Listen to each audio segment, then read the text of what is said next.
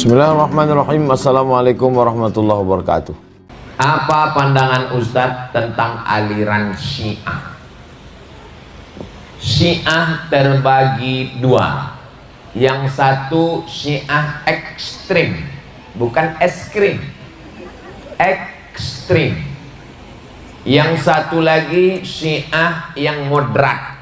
Syiah yang moderat berbeda dengan kita dalam masalah fikih. Fikihnya fikih Imam Ja'far Shadiq di Al-Azhar diajarkan. Di dalam Fiqhul Islami wa Adillatu Syekh Wahbah Zuhaili ada namanya fikih Ja'far Shadiq. Yang Syiah ekstrim ini mengkafirkan sahabat Nabi. Ini yang kafir. Adapun Ali Khamenei yang mati dibunuh oleh Amerika, Donald Trump, dia memfatwakan tidak boleh mencaci maki sahabat Nabi. Maka dengan begitu ulama Al-Azhar mengatakan dia bukan ekstrim karena dia tidak mencaci maki sahabat Nabi. Jadi terbagi dua, ada yang moderat, ada yang ekstrim. Bagaimana cara kita membedakan dia moderat atau ekstrim? Lihat dia. Adapun yang tinggal di Inggris, orang Kuwait, namanya Yasir Al-Habib, Syiah juga ekstrim. Dia mencaci maki Aisyah. Dia katakan Aisyah di neraka. Ada videonya. Ini kafir karena dia ekstrim. Sedangkan yang moderat, dia tetap menghormati sesama kita, bahkan mengeluarkan fatwa tidak boleh mencaci maki sahabat Nabi. Sedangkan kita Ahlus Sunnah mencintai sahabat Nabi. Makanya kalau bulan Ramadan tarawih, Al-Khalifatul Awwal Sayyiduna Abu Bakrin Siddiq. Apa jawabnya? Radhiyallahu anhu. Karena kita mendoakan supaya mereka diridhoi Allah Subhanahu wa taala. Bagaimana tanggapan Ustadz mengenai Islam Sunni, Syiah dan Wahabi? Kita mengikut sunnah Nabi, maka kita disebut dengan Islam Sunni. Sunni diambil dari kata sunnah, karena kita adalah Ahlus Sunnah wal Jamaah. Syiah, dia melampau batas mencintai Sayyidina Ali sampai mengkafirkan Abu Bakar dan Umar karena merampas kepemimpinan Ali. Kata dia, setelah Nabi meninggal itu yang layak menggantikannya adalah Ali. Abu Bakar dan Umar ini merampas Ali, maka Abu Bakar dan Umar, Utsman, sahabat Nabi semuanya kafir. Kalau dia mengkafirkan sahabat Nabi, maka dia Syiah yang tertolak. Tapi kalau dia tidak mengkafirkan sahabat Nabi, dia Syiah yang moderat. Kita berbeda fikih saja dengan dia. Adapun persimpangan perbedaan kita dengan Wahabi ada tiga. Ingat baik-baik. Yang pertama, Wahabi membid'ahkan suatu perbuatan yang kita masih ikhtilaf, tentang tahlilan, tentang maulid Nabi, tentang Isra Mi'raj, tentang baca Yasin bersama, tentang berdoa bersama, tentang zikir bersama. Bagi mereka itu bid'ah. Kalau bid'ah berarti sesat, kalau sesat masuk neraka. Maka menurut mereka Abdul Somad ini pelaku bid'ah, sesat, masuk neraka. Karena Abdul Somad baca Yasin bersama, karena Abdul Somad maulid Nabi, karena Abdul Somad berzikir bersama, karena Abdul Somad berdoa bersama. Padahal ini masih masalah khilafi. Dua, Wahabi mewajibkan jenggot. Kalau berjenggot wajib, berarti mencukur jenggot haram.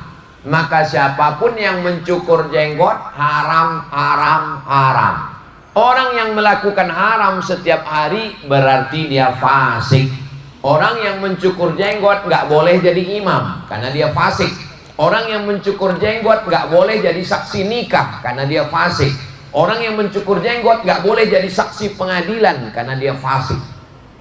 Menurut Wahabi. Padahal hukum mencukur jenggot masih khilafiyah. Ustaz kok nggak berjenggot? Belum tumbuh.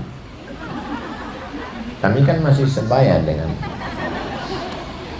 Tiga, mereka memahami ayat-ayat mutasyabihat. Kalau Tuhan menanam kaktus, kaktus ditanam berpetak-petak. Saya agak kurang fokus karena sudah datang nasi kotak. Itu cara buat pantun, jadi dua dulu diusung, terus dua. Masih bisa kan? Itu contoh pantun. Sampai mana tadi?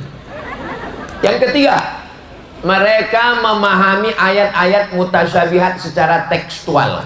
Contoh, yadullah fauqa aydihim, tangan Tuhan. Mereka katakan tangan Allah. Sedangkan Ahlus Sunnah nggak boleh mengatakan tangan Allah. Makna tangan Allah itu kekuasaan Allah. Ditakwil. Menurut Wahabi, siapa yang mentakwil berarti kafir. Mereka mengkafirkan saya karena saya mentakwil ayat-ayat mutasyabihat. Itu kenapa mereka mengejek saya di internet, dibilangnya UAS, Ustadz Ahli Syubhat. Karena saya mentakwil ikut mazhab Imam Abil Hasan Al-Ash'ari. Cari ceramah saya tentang ini 2 jam di internet. Keywordnya tulis di YouTube, takwil, UAS takwil, UAS takwil. Nanti dapat video persimpangan perbedaan dengan Wahabi. Ketika dalam keadaan syariat, hakikat, tarikat, makrifat, syariatnya ruhnya keluar dari jasad. Waktu ruh ini keluar dari jasad, maka itu namanya mati. Kapan mati menurut syariat? Saat ruh keluar dari jasad. Hakikat adalah ketika orang tidak lagi merasa ada dirinya. Saat itu dia sudah sampai pada level la haula wala quwata illa billah. Saat itu dia sudah mematikan dirinya. Abdul Somad ini ada, tapi ketika saya mematikan kuasa saya, yang ada hanya kuasa Allah. Tapi bukan berarti saya menyatu dengan Allah, na'udzubillah. Itu kalau sampai menyatu sama Allah, kafir. Tapi dia sudah meniadakan dirinya. La ilaha illallah. Tarikat itu artinya jalan. Ketika guru membaiatkan talqin ke dia, dipakaikan pakaian kain kafan, dibisikkan ke telinganya oleh guru, la ilaha illallah, kata gurunya. Pada saat itu dia namanya Rabitatul Qabri. Rabitoh artinya mengikatkan hatinya dengan gurunya, mengikatkan hatinya dengan alam kubur. Dia membayangkan dirinya sedang dikafani, sedang dimandikan, sedang di alam kubur supaya dia lebih dekat kepada Allah Ta'ala. Saat itu dia mati secara hakikat. Secara ma'rifat, apa mati? Apa mati sudah tak ada kita lagi? Nurun yaqadzifullahu fi qalbi abdi. Ketika cahaya ditembakkan ke hati seorang hamba saat dia sedang larut dalam zikirnya la ilaha illallah, atau zikirnya Allah Allah Allah Allah Allah, lalu dia melihat dalam mata batinnya ada cahaya. Tapi jangan gara-gara ini lalu kemudian besok pagi banyak mengaku cahaya. Tadi malam Ustaz, pas jam 2 malam saya lihat badan istri saya itu bercahaya. Itu bukan cahaya, istrimu sedang memeriksa handphone. Bercahaya kan badan dia? Iyalah, handphonemu sedang diperiksanya. Kalau mengalami seperti itu dalam zikir, jangan diceritakan ke orang banyak. Itu bukan menjadi konsumsi publik. Ceritakan kepada syekh mursyid pembimbing. Man la syaikha lahu fasyaitanu syaikhuhu. Siapa yang tidak berzikir dengan guru mursyid, maka tiada, setanlah yang jadi pembimbingnya. Maka tanyakan, guru, tadi malam waktu saya sedang berzikir, tiba-tiba ada cahaya terang benderang. Apakah ini dari Allah atau dari setan? Saya sedang berzikir Allah, Allah, Allah, Allah, Allah, Allah. Tiba-tiba datang bisikan ke telinga saya pakai bahasa Arab, ya abdas samad, anta waliyun min awliyai. Wahai Abdul Somad, kau adalah waliku. Diam kau setan. Kenapa Ustadz bilang itu setan? Karena dia menyuruh saya ngaku wali. Mana mungkin saya wali? Kenapa Ustadz nggak yakin diri Ustadz wali? Saya naik pesawat masih melihat pramugari. Wali mana lagi nampaknya pramugari? Ada orang yang mengaku wali, datang ke majelis. Di majelis itu dituangkan air minum. Yang nuangkan air minum itu perempuan. Yang menuangkan air minum itu perempuan. Ini wali-wali semua. Yang satu ini ngaku-ngaku wali. Ini wali Allah semua. Yang nuangkan perempuan. Setelah selesai minum mereka, lalu yang ngaku wali ini ngomong, kalian katanya wali-wali Allah, kenapa kalian mau minum air minum yang nuangkan perempuan? Kata yang ngaku wali.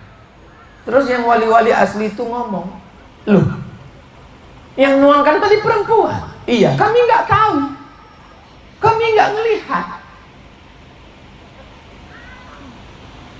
Paham? Saya ulang lagi. Memang jam-jam segini susah ngangkat. Wali. Yang ini ngaku-ngaku wali. Datang perempuan nuangkan air minum. Dan mereka mau minum. Habis itu yang ngaku wali ini marah kepada wali yang asli. Kalian katanya wali-wali, kenapa kalian minum padahal yang nuang perempuan? Kata wali-wali ini, kami nggak tahu kalau yang nuang tadi perempuan. Kau tahu, berarti kau nengok, kami enggak. Paham? Mereka yang nuang air aja nggak nengok. Saking kan dia sudah bersama dengan Allah SWT. Ini lewat perempuan keluar di mana? Mengaku wali murid.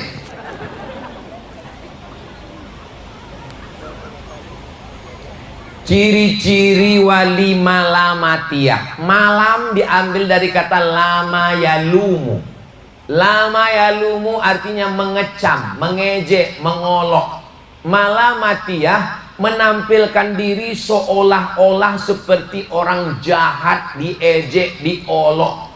Supaya semakin diejek orang, diolok orang, disingkirkan orang, dihinakan orang, semakin dia merasa dekat dengan Tuhan. Pernah dia pulang ke kampung pakai jubah, pakai sorban. Oh, tangannya dicium orang, dimuliakan orang.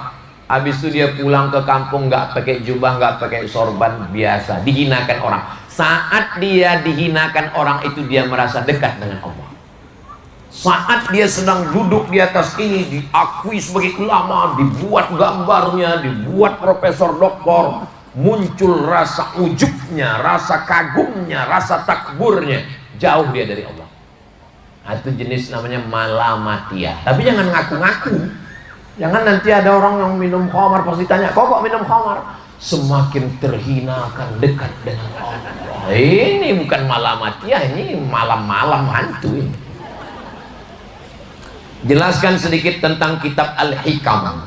Ada seorang ulama namanya Imam Ibnu Athaillah As-Sakandari. Kuburnya di Kairo. Saya sudah ziarah ke makamnya. Nanti panjang umur insya Allah kita pergi ke Mesir ziarah ke makam Ibnu Athaillah As-Sakandari. Dia mendapatkan bisikan-bisikan ilham ke dalam hatinya, hikmah. Maka disusunlah satu kitab namanya kitab Hikam Ibnu Athaillah As-Sakandari. Ustadz mendapatkan ijazah kitab ini dari mana? Saya mendengar kitab ini dari Syekh Yusri Jabir. Waktu beliau datang ke Pekanbaru membacakan kitab ini, kitab Hikam Ibnu Athaillah As-Sakandari, dia dari gurunya. Begitu juga saya mendengarkan dapat ijazah dari guru-guru yang lain. Kasih kami contoh salah satu dari hikmah Ibnu Athaillah As-Sakandari. Al-man'u minallahi ihsan wal ata'u minal insani hirman. Kata beliau, al-ata'u minal insan hirman wal man'u minallahi ihsan. Pemberi manusia sebenarnya ketiadaan keadaan.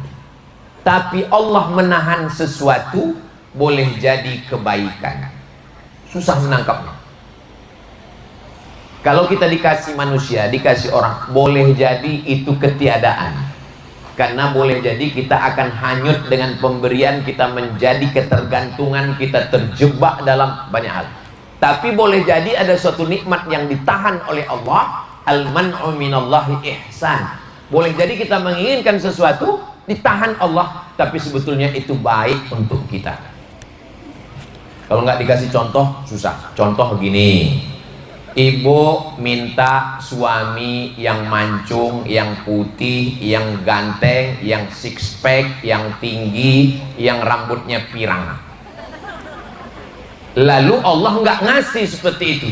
Lalu ibu menuduh Allah, kenapa nggak ngasih nggak Allah? Al-man'u minallahi ihsan. Justru dengan nggak dikasih Allah itulah ihsan. Karena kalau dikasih Allah seperti itu, ibu stres. Sebentar-bentar ibu tanya, di mana? Pulang jam berapa? Jalan sama siapa? Tapi dengan nggak dikasih Allah, ibu tenang. Betul Pak Ustaz. Justru dengan suami saya yang hitam manis nih, saya nggak terlalu peduli. Mau diambil orang, ambillah. Mau pulang ya nggak apa-apa, nggak pulang nggak saya pikirkan Pak Ustaz, ini titipan Allah, ambillah titipanmu ini ya Allah. Nah, itu namanya al-man'u minallahi ihsan. Boleh jadi Allah menahan sesuatu, susah menangkap, karena itu bisikan halus ke dalam hati Imam Ibnu Athaillah As-Sakandari. Dia sezaman dengan Ibnu Taimiyah. Tarekatnya Syaziliyah. Ada tarekat namanya Syaziliyah, Imam Abul Hasan Asy-Syazili.